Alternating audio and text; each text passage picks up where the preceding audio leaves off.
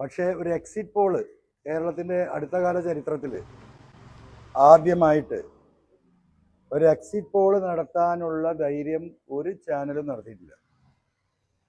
എന്തുകൊണ്ടത്?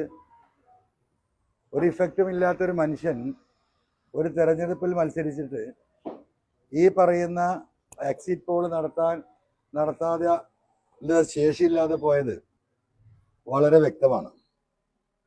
രണ്ടാമത്തെ കാര്യം എനിക്ക് കേരളത്തിലെ 3.5 കോടി ജനങ്ങളോട് പറയാനുള്ളത്, ഇത് അടിച്ചേൽപ്പിച്ചൊരു തെരഞ്ഞെടുപ്പാണ്.